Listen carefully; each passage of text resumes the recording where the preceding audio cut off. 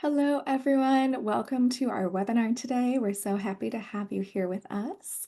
I do have a few housekeeping announcements before we get started.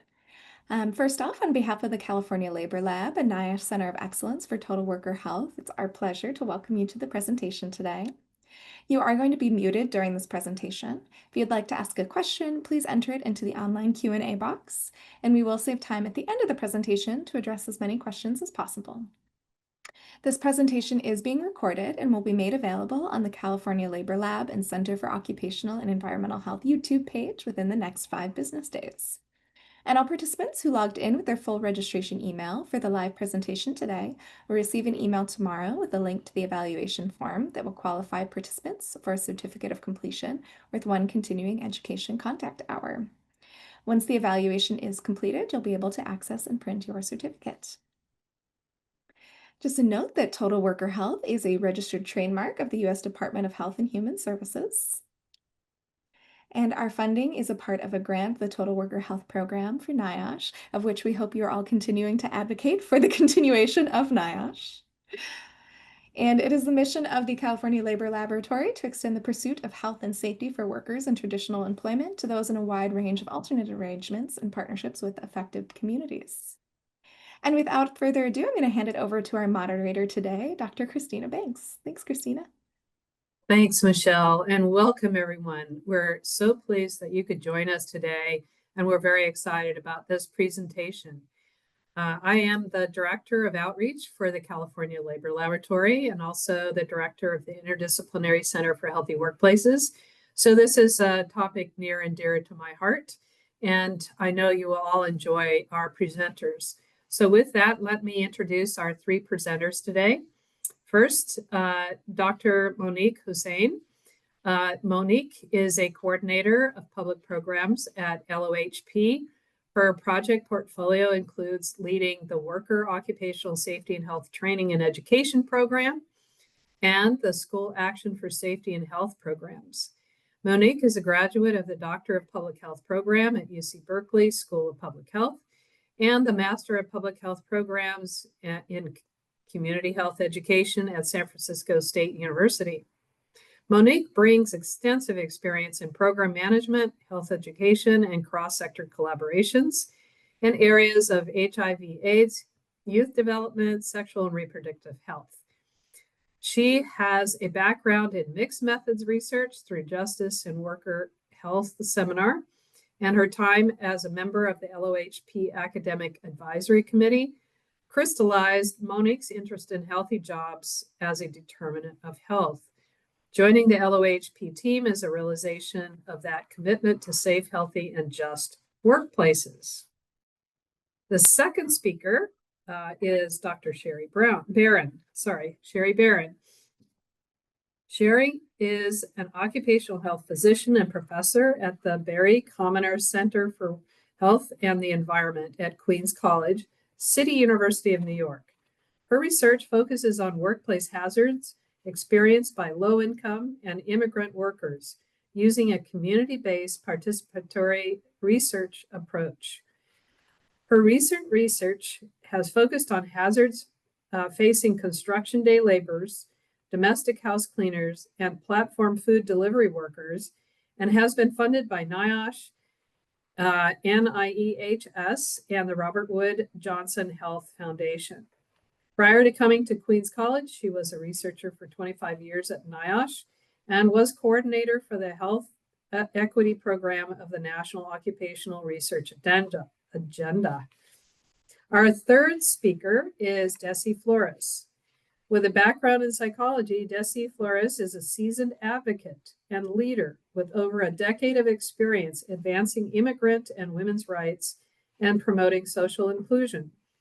She most recently led the Immigration and Civil Rights team at Make the Road, New York, providing strategic support in advancing successful legislative campaigns. Deysi has been especially active in advocating to expand health coverage for all New Yorkers. She also served as co-principal investigator for the Safe and Just Cleaners study, leading the project's action component. Deysi recently relocated to Paris, who she's hailing from today, where she's hailing from today, where she aims to expand her work at the intersection of immigrant rights, public health, and participatory research. Their presentation today is a wonderful one, and it's about research to practice toolkit and why community engagement is essential. So let me turn it over to Dr. Hosein. Good morning, good morning, good morning. Thank you for joining us today. So I'm in the habit of sharing my hidden agenda. One of the missions here is to introduce the Research to Practice Toolkit. That's an effort that comes from the California Labor Lab, who is hosting this webinar today. And it's a UCSF-based endeavor that involves multiple partners. It's quite a broad collaboration, and LOHP, where I'm from at UC Berkeley, is one of those partners. And we had the pleasure of working on this toolkit with COEH together. So I'm gonna give you a brief overview and about that hidden agenda. It's about community engagement. So the Research to Practice Toolkit is easy to get and easy to see why it matters. So I really emphasize that community engagement piece. And in fact, the community engagement efforts of the California Labor Lab is where this came from. I will be sharing a few slides and then turning things over to our main event, a very special treat with Sherry Barron and Deysi Flores. And this is a very special treat because not only do they have deep experience in community engagement and participatory research, but they have just authored a paper that delves into the ethics, which is something that we have not touched on before. So that's really something we just came together at the right time. So I will be sharing my screen and giving a very brief cliff notes on some community engagement principles. So as we said, it's the R2P Research to Practice Toolkit, why community engagement matters. I will give a little bit of context and background, most of which I've already shared. Why a Research to Practice Toolkit? Why community engagement? What is an R2P toolkit? What's community got to do with it? Some related frameworks, a little bit looking at the toolkit, and then we'll get right into our main event. We will have time at the end for questions. So again, it's a project of the California Labor Lab, and it's based on the CPWR roadmap. So the original metaphor was not a toolkit, but a roadmap. In addition to a switch in metaphor, there's also an emphasis on community engagement as being key. The earlier, the better for disseminating research findings. And that's the main reason for the toolkit. And the CPWR, you're just going to have to trust me on this, is the Center for Construction Research and Training. And our work is based on that and now online. Just a little bit about LOHP. We're at the UC Berkeley School of Public Health. LOHP stands for Labor Occupational Health Program. We're very pleased with ourselves because we're 51 this year. And our mission is promoting safe, healthy, and just workplaces, building capacity of workers and worker organizations to take action for improved working conditions. And what we like to do is center worker expertise. One of the frameworks and principles that is one of my favorite things about LOHP is the principles of healthy job safety, limit stress and workload, job security, healthy lifestyles, dignity, benefits, family and community, living wages, and always safety. So why a Research to Practice toolkit? The point of the Research to Practice toolkit is to get the findings, not just to get it from the journals and into the field, because what you're doing matters and has a purpose. And we need to get those findings out there, whether it's an approach or a framework, or it might be tools, or it could be technology, whatever it is, getting it so that it's out there improving the lives of workers through health and safety is why we do that.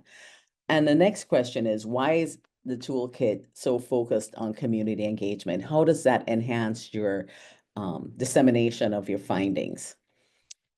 Oh, sorry, let me move along here. Okay, so what is the Research to Practice Toolkit? It's a freely available tool. I'm sorry, let me go back here. Yes. It's a freely available tool to help toolkit for research teams to come up with a plan to engage with communities and disseminate their findings. It can be used online or offline. There are clear steps, there are resources, and what you end up with is a downloadable plan that's based on your entries. You can even download a blank toolkit and make it completely analog. And this example here is from a community-based participatory research effort LOHP did some time ago, and it was one of my favorite things because I learned about it first when I was a Master of Public Health student at San Francisco State, and I thought it was just exemplary. It still remains one of my favorite models because it resulted in a policy change, which was the first anti-wage theft law in the country in the city and county of San Francisco. And it involved workers from restaurants in Chinatown. It involved the health department. It involved university partners. It involved community organizations. And it's just one of my favorite things. And here's a published report that was accessible. So the question is, what's community got to do with this? I want to start with principles of cultural humility. That's a concept introduced by Doctors Melanie Turvalon and Dr. Jan Murray Garcia. And in its very bare outline, just 3 principles. The first is lifelong learning and critical self-reflection. So cultural humility is not a method, it's a framework, it's an approach. And I think it really ties into what we're talking about here. So lifelong learning and critical self-reflection is thinking about our positions in terms of power and privilege and what we're bringing to partnerships. And the next thing is that having done that, what we want to do is recognize and change and challenge power imbalances. So one of the ways this was done, for example, in that Chinatown CBPR project, community-based participatory research project, was one instance is there were meetings where there was simultaneous interpretation, and it could be from English to Cantonese, but you could also switch it and have the meetings in Cantonese and have the English speakers listen to the translation, and it changed the power dynamic. So it's not just about reflecting and lifelong learning. It's also about recognizing and changing the power imbalances, and that goes to help to create respectful partnerships. Finally, the third principle, and the one that's most challenging and seems to be the least popular, is institutional accountability. So understanding if we're part of an institution, what that history has been, how the institution is accountable to the community. Little bit about community-based participatory research. Again, it's an approach. It's not a method. It can be, it's an approach that can be taken regardless of the methods, of research methods. And again, from that same example, and here's a definition based on Barbara Israel's teachings. A partnership approach, so CBPR, community-based participatory research, is a partnership approach to research that equitably involves, for example, community members, organizational representatives, and researchers in all aspects of the research process. And here is a model, and this is based on an image presented by Barbara Israel at the National Institutes of Health in 2009, and it's from an article referred to there. So there's forming the CBPR partnership, which is a meta process to the research in and of itself. Starts with assessing community strengths and dynamics, not just a needs assessment and deficit base. Identifying priority public health issues and research questions. So are we even asking the questions that are of relevance to the community? And what we want to know here is that in this study that I referred to earlier, by using popular education and finding out what the priorities was, we found out the researchers, the team found out the priority was not missing breaks or health and safety issues. It was wage theft. Okay, designing and conducting research, feeding back and interpreting research findings, disseminating and translating research findings. That's where this comes in. And there's a meta process the whole time, maintaining, sustaining, and evaluating the partnership itself. Community engagement model. Many of you may have seen this before, but it goes from outreach, information and services, all the way to shared leadership. I think most of what we'll be looking at is collaboration, forming partnerships, equitable partnerships with the community on each aspect of a project from development to completion. And just a quick note on what this looks like. Your findings matter. You want to move them from the journals to the field. Your research has a purpose. You want it to lead to action to improve the health and safety of workers and other community members. And our position is that community engagement is key. The earlier, the better. And I think there are plenty of data to support that. It's 3 parts with guides. Part 1 is identifying research purpose and dissemination. So you might want to think ahead of what are some potential findings. If you're farther along, then you already know what those are. Planning dissemination, and finally implementing that dissemination plan and evaluating the dissemination plan. Each part has 3 steps, things to think about, tips and resources. There are links to things on community, resources on community engagement. You enter the responses, and once you have responses for each part completed, you download your plan, and voila, you will have an editable offline Word document for further collaboration. It's going to be your plan for disseminating, implementing, and evaluating your findings in partnership with communities to make life better. And it's time now. It's not time for Q&A yet. And I'm going to turn things over to Sherry. Great. Let me just share my slides.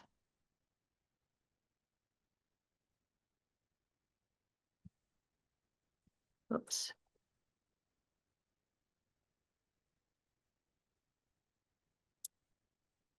Okay, great. Thanks a lot for inviting us. I have tremendous admiration for the work of the California Labor Lab. I followed your work very closely. It's really an honor to be invited to speak to you today. I'm going to be talking to you about a study that I've done, and I'll be shared by my community partner in the presentation. We'll go back and forth a little bit. And we're going to be talking about how we implemented community-based participatory research in a project that we call Safe and Just Cleaners. So Safe and Just Cleaners was a community-based participatory research project that it was a 5-year project funded by the National Institute of Environmental Health Sciences. It was under a program that they run called Research to Action. And so this is a research funding program, which of course no longer exists given the current situation, but it was a collaborative process where each project that was funded, it was required to have collaborators, both academic and from the community, and also to have a significant component that was related to policy and action as a result of your findings.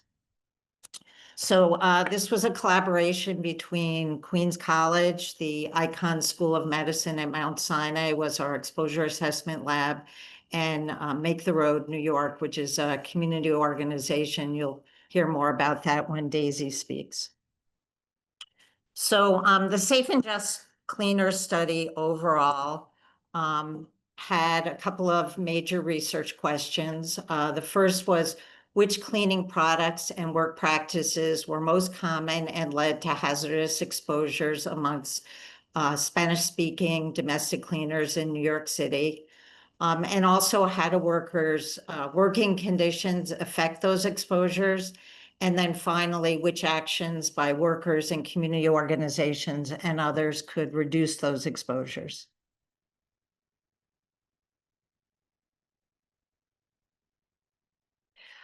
So our project had several components to it. The first component was a survey that we did amongst 400 house cleaners. And through that, we were trying to get a lot of information about working conditions, what kind of cleaning products people used, and also their knowledge and attitudes about working with cleaning products. And we were able actually to do a second survey because our project occurred during COVID. And so we were able to do a follow-up survey that also looked at workers' experiences with COVID. And then the second component was an exposure assessment, which was a quantitative measurement of exposures for workers. And one element of that was the use of what we call community scientists, which were domestic cleaners themselves who helped us with data collection. And the third component of this was the campaigns, which was a multi-level prevention campaign to implement action as related to our findings.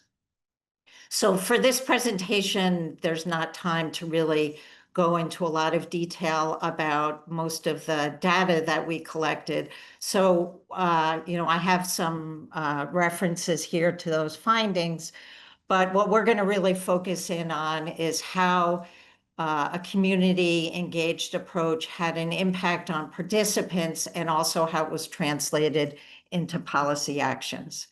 So I won't spend much time talking about CBPR because Monique already discussed this, but just to touch on the fact that community engagement has a range of involvement for the community, and community-based participatory research really involves very deep commitment from the community and being involved in all stages of the work. So in our presentation, what we're going to be doing is talking specifically about the campaigns that we developed based on our information and the actions that came out of it, but then also touching on how this kind of community-based research really impacts the individual participants themselves by some findings from our community scientists. And I've listed there the values that have been written about by Barbara Israel's group at the University of Michigan, but we're really going to be focusing in on a couple of these. We'll touch on all of them, but really about how CBPR promotes collaborative and equitable partnerships. It facilitates co-learning and capacity building. It balances research and action for mutual benefit of all partners, and it disseminates the finding to all partners and involves them in the dissemination process. So, this was a very collaborative partnership. The research ideas arose out of collaboration and discussion with the community, and I'll touch on how that came about a little bit. One of the important parts of our collaboration is that we had equal funding for all three partners. So we took the total budget and cut it in thirds, and each one of the partners got equal funding. And I think that was very important to developing equality and respect across all the different partners. And we also communication was very important. We met frequently with all the partners, and that really allowed us to develop very close relationships between the community and the researchers. So the GIF that you see there is a picture that was taken at the fundraising gala for Make the Road New York, and includes a bunch of the team that was involved in the study. So just a little bit in the history of how this partnership came about.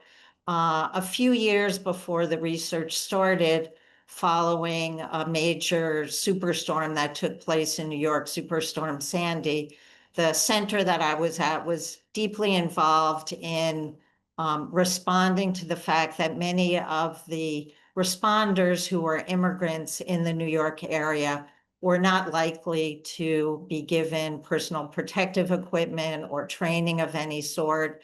And this came out of experience at my center from the World Trade Center disaster and my own experience in other disasters around the country. And so in response to that, in partnership with Make the Road New York, the center I work at Queens College developed an outreach and training program for people who are involved in response and cleanup after Superstorm Sandy. And so we gave out personal protective equipment and did training for these workers.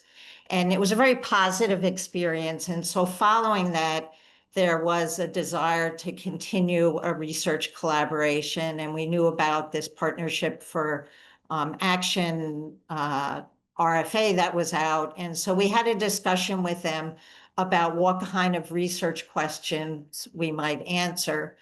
And in that discussion, we together came up with the idea of doing research around domestic cleaners. And this was for a couple of reasons. One, construction workers tend to be predominantly male. And so there was a desire to do more for the female membership and their working conditions. And also with construction workers, it tends to be less involved in chemical exposures, and there was a real interest in the community in understanding more about chemical exposures. So we put those two things together and came up with our project. So just to emphasize, even from the beginning, the development of the research and research questions was very involved with the community. So I'm going to pass it on now to Deysi, my community partner, who's going to talk about some of the action that came out of our research. Thank you, Sherry. Hi, everyone, and thank you again for the invitation. I was so glad to learn about the toolkit that Monique presented, and it's amazing, wonderful work. So I'm going to share a bit more about starting to presenting Make the Road New York, which is the organization that I've worked for around 6 years and a half while I was living in New York City. And Make the Road New York is the largest community organization in New York City that is primarily working with the Latinx and working class communities. It's one of the organizations that has been pushing to expand immigrants' rights, and that is a very progressive organization that is working closely with other community and partner organizations to push for more progressive agenda as well. And how do we do that? We've been doing that through organizing, which is a very important part of the organization, policy innovation. We have a bunch of different services as well, survival services and educational programs too. It's one of the organizations that also it's been primarily involved, given the current situation, in trying to provide services to protect the immigrant community in New York. Next.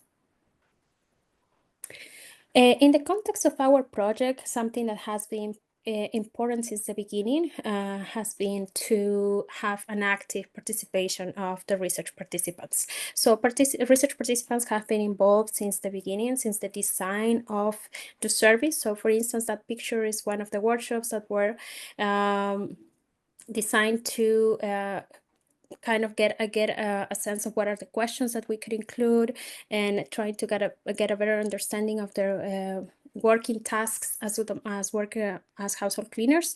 So that was something that was very intentional throughout the project, and that kept going throughout our collaboration. So in collaboration with our research partners, we have selected the measures, designed and prioritized them, but also collected, analyzed the data, and also been actively involved in the dissemination process of the research findings. So something that was also very important was balancing research and action, right? So in our project, action was one of the main components of the project. So at the same time that we were collecting data, we were also doing a bunch of different things that I'm going to be presenting that were aimed to empower household cleaners and to create a community of them that could more actively participate in other campaigns. So we had a workers training program. We have wrote some reports that these came out even before of the research publications that Sherry mentioned and the scientific articles. So it was very important for us as a community organization that cleaners were all involved in the process, but also that we continue doing activities aside while we were doing the research activities. So Metro New York, we've used a socio-ecological framework that probably some of you are very familiar with to develop a multi-level campaign, considering what are the things that we could do at the individual level in terms of educational activities, but also at the organizational level. And that was more the work around organizing cleaners, which was something that was not done before in the organization. And it was pretty new. And also we ended up engaging in advocacy activities, supporting some policies that were important for the community. Next. In terms of organizing household cleaners, we were initially in contact with them through various outreach strategies. And what we did is inviting them to monthly workshops. So cleaners came to our offices. We had workshops with them. In the beginning, those were in person. When we had COVID-19 and the pandemic came up, we transitioned into Zoom meetings that we kept having them on a monthly basis. And this was a great opportunity for them to connect. Something to keep in mind is that household cleaning work is a very isolated type of job. So most of these workers were disconnected from each other. They didn't know much about what other workers were doing out there. So this was also an opportunity for them to find community and to learn more about their working conditions as well, but the workers' rights too. But at the same time, connect with other women that had similar background and that were performing similar type of job. And we had various workshops with them, some of them related to health and safety, but also others that responded to things that they were interested in. During the pandemic, something that we've decided to do, and we had some leaders of this super cleaners group. These are our leaders, and they created educational videos. These were at-home videos. You can find them on our website, safeandjustcleaners.org. And these videos were directed to household cleaners and were aimed to educate them about how to protect themselves during COVID-19. Something that you might remember is that there were a lot of messages about how to use more disinfectants around that time, and that put in danger and at risk these workers. So it was very important to pass the message that it was not necessary to use that many disinfectants, but also to protect themselves, to use PPE, but also to take care of their mental health, which was one of the topics of the videos too. Next, and we partner also with the National Domestic Workers Alliance and have developed a curriculum, the Safe and Just Cleaning, Safer Use of Chemicals in Household Cleaning Work. And we did a Train the Trainers program, and these trainers then disseminated this training among their own communities and with other workers. So we managed to reach more workers throughout the whole program. And it was a really interesting experience because it was an opportunity to put together some of the things that we learned throughout the research, but also tailor specifically to household cleaners. At a very early stage of the project, we realized that we really needed to strengthen collaborations if we really want to address the issue of reducing exposures to cleaning products. So we joined the Cancer-Free Economy Network, which is a network that gathers not only community organizations, but also academics and partners from other private institutions. And we started collaborating with them and disseminating some of our findings. And in the end, the Household Cleaner Safety Lab was created as part of this network as one of the initiatives. So they started getting more interest in terms of doing more research around these issues, but also advocating to promote safer practices and to protect basically workers' health and safety within this area. And in terms of the advocacy work that we've been doing, there were two main campaigns during the pandemic that the cleaners decided to get involved. One of them was the Finance for Excluded Workers campaign that led to the appropriation of $2.1 billion for economic support for immigrant undocumented workers. This has been an unprecedented win in New York. This was money that was directly given to workers that were directly impacted, and it was an economic relief type of program. And also the Housing Coalition secured $2.4 million rent relief program, which covered up to 12 months of back rent of utilities around that time. And there were many workers that actually benefit from it as well. And those were two important campaigns that Make the Road has been leading in coalition with other organizations. And some of our research participants were actively also involved in them. And the Coverage for All campaign has been the primary legislation that cleaners decided to support. This legislation is advocating to expand health coverage for all New Yorkers, regardless of immigration status. We know that given the current situation, that is hard to do, but it's one of the things that actually came out of the study. When we presented the findings, it was pretty clear that nearly half of the research participants lack of access to health insurance, and they were aware that their health was getting impacted by the work that they were performing.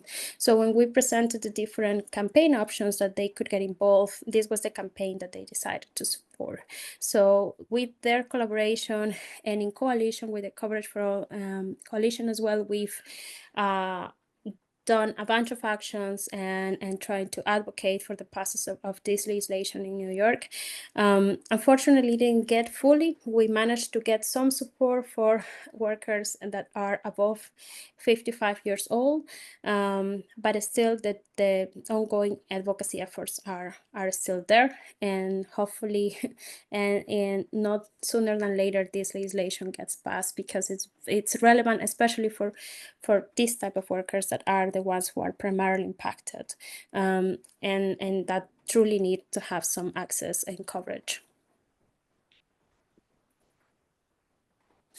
So I'm just gonna share briefly the journey of one of our research participants. This is Flaviana. This is one of the first meetings that we had at our office in Queens.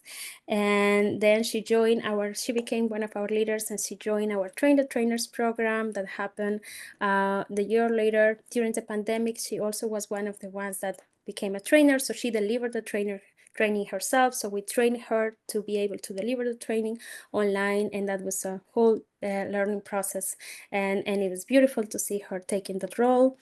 And she also was, as a leader, she also participated in one of the photography sessions that we did to kind of try to capture more of the activities that the cleaners do.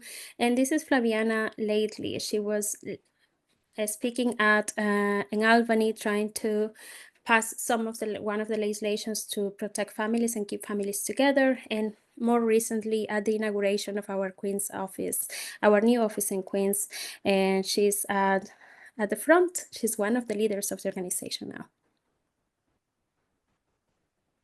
now. Great, thanks, Deysi. So we're going to shift gears a little bit, and you can see the amazing impact this had on advocacy and action and education for the community. But we want to touch a little bit on the impact on the individuals who were participating, and specifically those workers who were involved in collecting some of the data with us. And so we included what are called community scientists. They're also been called citizen scientists. And this is an approach commonly used in community-based participatory research. And it's based on the idea of really democratizing the roles and power dynamics between academic researchers and participants, and really changing the dynamic of research where there's a hierarchical relationship between the researchers and the participants. And so we had two activities that were our community scientists activities. The first was an app that they used, and with this app, they, in their workplace, would actually take pictures of the cleaning products and cleaning tools that they used, and methods that they used. And they collected this data over 2 weeks, and we used this information to collect some more real-time information about the products that were being used. So we had 29 participants in that.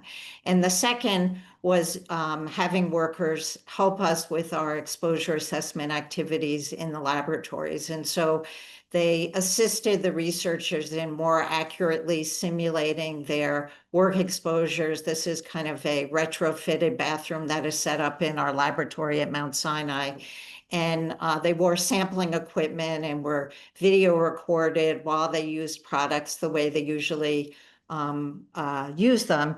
And one other activity that was part of this is we wanted, as an educational activity for the workers, to demonstrate how the products were got onto their skins as they were working. And so we added some fluorescent dye to water and put it in the normal cleaning bottles. And then they did their normal cleaning products. And then afterwards, we used a UV light to show up. And I'll show you a picture of the results of that a little bit later. But what we were interested in this part of our research is really understanding a little bit about the ethics of community participation. And we got this idea partially because we got some feedback from some of the reviewers of the project originally about whether or not, including immigrants in this, and would this jeopardize their jobs and other sorts of things. And so that motivated us to try and collect more information about the ethics of including community members and participants in this way. And so our research question for this part of our research was, how do Latinx household cleaners understand the Belmont principles of beneficence, respect for person, and justice as individuals, but also as co-creators of data. And so what we did was we conducted focus groups, both before and after the community scientists participated in collecting data. And so the Belmont principles, just to remind everyone, are the sort of fundamental principles that are used by IRBs in reviewing our proposals for research. And they include 3 main principles: beneficence, which is respecting participants' decisions and maximizing benefits and minimizing harms; respect for person, which is treating participants as autonomous agents who have the right to participate and refuse involvement; and justice, which is fairness in the distribution of benefits and burdens. So we were very interested in understanding how the community scientists themselves understood these principles. And so this is just a few of our findings that give you insights into the experience of the individual. So in terms of beneficence, participants emphasize the benefits to their own health and the learning that helped them improve their working conditions, but also equally important was the health of their community and improving the overall environment. So here's a little quote: "We are trying to create an eco-friendly world where all of our health suffers less." And in terms of the direct benefits to them in terms of training and reducing hazards, this is a picture that shows you the results of this UV light, where there was evidence of contamination on their skin. And so here's a quote: "You saw how those liquids were made on your clothes, on your skin, because I didn't use gloves there. And that's when I realized how important it is to use gloves. So for me, it was a great learning experience." Also, our participants expressed the pride they felt in being part of an investigative team. That was something, and it was something that was important to their community. So one person said, "It is more like we are an active part of the investigation. So now we are your eyes." And also recognizing that they themselves may never be the direct beneficiaries, but that it was important to their community. So they said, it's the ethics of fighting for ourselves and for those who come after us, so that science is better. And then the third aspect of beneficence is that the experience empowered them with a sense of confidence to initiate discussions about the use of safer products with their clients. So one person says, this helps us to have a foundation with which to sometimes face employers. We have the knowledge and it gives us the power. We make ourselves be respected more than anything. In terms of respect for person, they recognize that being a community scientist is voluntary, but involve their active and willing participation to generate good data. So one person said, you can't pressure me because I'm not going to do it well and would prefer to withdraw and leave without any problems, but no one can force anyone. And one of the important things they talked about is how being accompanied by the research team was really important for them and was the basis for their sense of respect. The patience, the kindness with which you teach us, it makes us stronger. At least it helped me a lot in my work.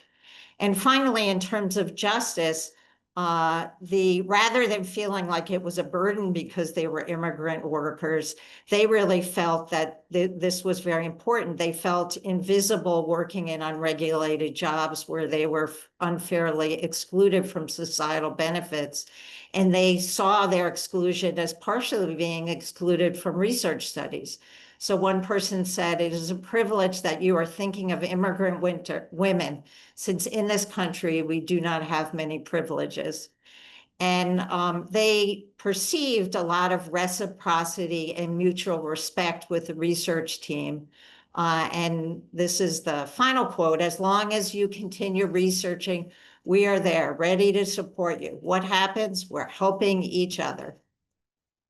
So I'm going to turn it back over to Deysi for a couple of quick conclusions. Thank you, Sherry. Well, I hope we gave you a glimpse of all the activities that we've done in terms of research and also the action component, but we also want to share some of the challenges and lessons learned and some potential solutions that we came up with based on this experience. Next. So as you've learned, by now, a community CVPR approach is really important, but it's also challenging the traditional research practices. So it's all about how do you approach the community. So it's basically an invitation to rethink how we are engaging with the community organizations and the role of research participants. As you can see, they can become research scientists, community scientists as well. They can become active members throughout the research process. The other thing is that community organizations have valuable knowledge. They have their own expertise that has to be valued also and considered throughout the research process. And that's also something that can challenge the power dynamics that usually are in place. And research participants can become policy advocates, citizen scientists, and have more active roles. Next one.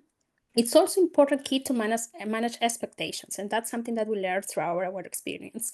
As a researcher, maybe you think that an action can be only doing an educational activity or a training or a workshop or just a simple report. However, that's going to depend on what the community is interested in and what is the expertise of the community organization. So those conversations have to happen, and you have to come to an agreement in terms of what actually action means for the community organization and how the research can inform the action component.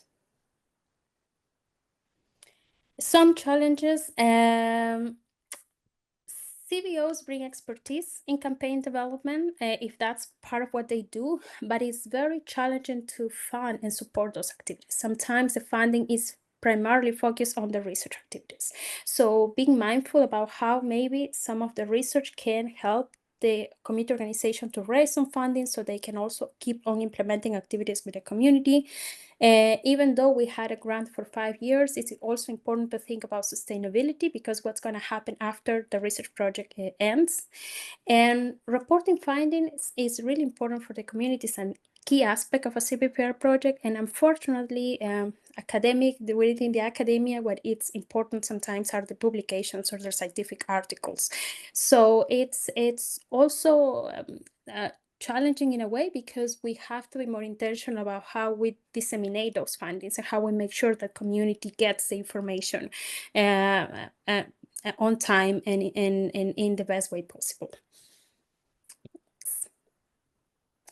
And there are, of course, some opportunities. We think that more training opportunities for researchers like this space, this type of webinars and formal trainings about CBPR approach is very important as part of the education of researchers.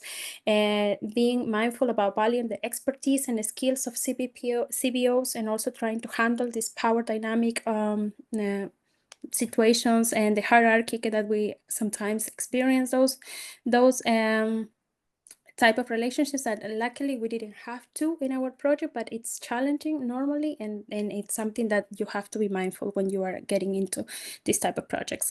And how we can support more, getting more funding for action and to support CBO's work and expand the CBPR program. And of course, developing strategies ahead of time about sustainability and how the project is gonna continue after the research is done.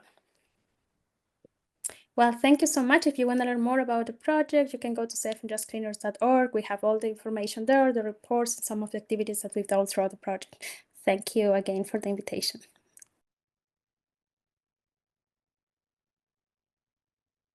Oh my goodness, thank you so much. You covered so much of the things that were on my mind. I see that I don't see any questions in the Q&A, so if it's all right, I'd like to throw one out.